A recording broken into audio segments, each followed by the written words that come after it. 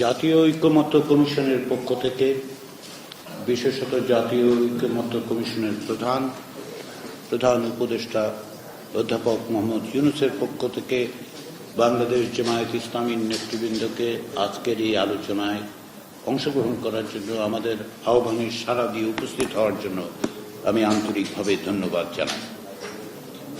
বাংলাদেশ জামায়াতে ইসলামীকে নতুন করে পরিচয় করিয়ে দেওয়ার প্রয়োজন নেই। গত 16 বছর ধরে যখন ফ্যাসিবাদী শাসনের নিপীড়ন বাংলাদেশকে জর্জরিত করে ফেলেছিল, সেই সময় বাংলাদেশ জামায়াতে ইসলামীর নেতৃবৃন্দ, তার কর্মীরা জীবন বাজি রেখে লড়াই করেছেন, গণতান্ত্রিক সংগ্রামে অংশগ্রহণ করেছেন।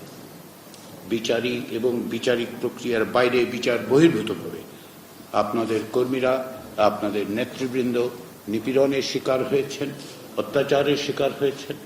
তারপরে আপনারা সাহসিকতার সঙ্গে তা মোকাবেলা করেছেন, সেই সংগ্রামে অংশগ্রহণ করেছেন। সেই জন্য আপনাদেরকে অভিনন্দন। আপনাদের কাছে আমাদের সকলেরই শুভেচ্ছা থাকছে, আমাদের সকলের সমর্থন থাকছে। ওই অর্থে ফ্যাসিবাদের বিরুদ্ধে নিরন্তর সংগ্রামে আপনাদের অবদান নিঃসন্দেহে সকলের স্মরণে থাকবে এবং দেশ এবং জাতি নতুন করে আবার যখনই পুনর্গঠিত হবে, যখনই আমরা একটি রাষ্ট্র গঠন করতে পারবো, একটি গণতান্ত্রিক রাষ্ট্র, সেখানেও আপনাদের ভূমিকা থাকবে, সেটা আমরা আশা করি। 24-এর গণ অভ্যুত্থানের সময় আপনাদের কর্মীরা সাহসিকতার সঙ্গে গণ অভ্যুত্থানে অংশগ্রহণ করেছেন, প্রাণ দিয়েছেন। নেতৃবৃন্দ কারাগারে আটক থেকেছেন, তারাও লড়াইয়ের সংগ্রামে উপস্থিত হয়েছেন। রাষ্ট্র সংস্কারের জন্য অন্তর্বর্তী সরকারের পক্ষ থেকে যে উদ্যোগ নেওয়া হয়েছে, সেই উদ্যোগ সরকারের উদ্যোগ নয়, আসলে এটি বাংলাদেশের মানুষের দীর্ঘদিনের আকাঙ্ক্ষার ফল।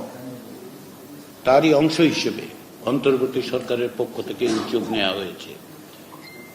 রাষ্ট্র সংস্কারের প্রয়োজন এবং তাগিদ রাজনৈতিক দলের কাছ থেকে এসছে, জনসমাজের কাছে থেকে এসছে, ছাত্রদের কাছ থেকে এসেছে, সাধারণ মানুষের কাছ থেকে এসেছে। সেই প্রক্রিয়ায় আপনারা আন্তরিকভাবে অংশগ্রহণ করেছেন বলে আপনাদের আবার আমি ধন্যবাদ জানাই। আমরা আলোচনা শুরু করব আজকে। এই আলোচনা প্রয়োজনে অব্যাহত থাকবে। আমরা অত্যন্ত দ্রুততার সঙ্গে একটি জাতীয় সনদে উপনীত হতে চাই, কিন্তু একই সঙ্গে এটাও স্মরণ করা দরকার যে এক ঐতিহাসিক মুহূর্তে আমরা আছি।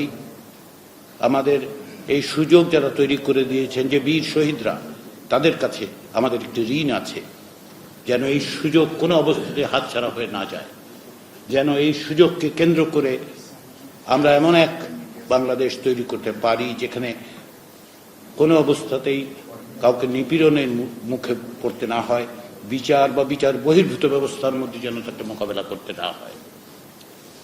সেই লক্ষ্যকে সামনে রেখেই যেহেতু আমাদের অগ্রসর যাত্রা, সেজন্য আমরা আলোচনা করব। আলোচনার মধ্য দিয়ে আমাদের লক্ষ্য হবে একটি জাতীয় সনদে উপনীত হওয়ার জন্য অগ্রসর হওয়া।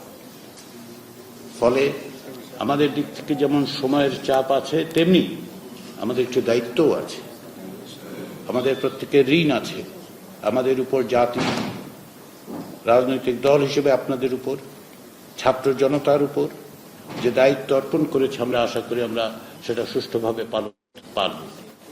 সেখানে আমাদের প্রত্যেকের ভূমিকা আছে, গণমাধ্যমের ভূমিকা আছে, রাজনৈতিক দলের ভূমিকা আছে, জনসমাজ বা সিভিল সোসাইটির ভূমিকা আছে। সেই কাজে আপনাদের যে অংশগ্রহণ, সেটা নিঃসন্দেহে ধন্যবাদের যোগ্য। সেই আশা রেখেই আবার বলি যে এই প্রক্রিয়ার মধ্যে আমরা সকলে একত্রে আছি, সকলে মিলেই এই চেষ্টাটা আমরা করছি। এটা কোনো রাজনৈতিক দলের একক বিষয় নয়, কেবলমাত্র রাজনৈতিক দলেরও বিষয় নয়, সকলের বিষয়। জাতির আকাঙ্ক্ষাকে ধারণ করার জন্য আমাদের চেষ্টা। সেই চেষ্টায় এই সংস্কার কমিশনগুলোর পক্ষ থেকে দেওয়া প্রস্তাব এবং তার সার অংশ, তার মূল দিকগুলি নিয়ে আমরা আলোচনা শুরু করব। প্রয়োজনে আলোচনা অব্যাহত থাকবে, কিন্তু আমাদের লক্ষ্য এক। আমরা সকলে মিলে চেষ্টা করছি। আমাদের সকলের সাফল্য নির্ভর করছে আমাদের সকলের প্রচেষ্টার, আন্তরিক প্রচেষ্টার মধ্যে। সেটার জন্য আপনাদের আবারও ধন্যবাদ এবং স্বাগত জানিয়ে আমি আমার বক্তব্য শেষ করছি।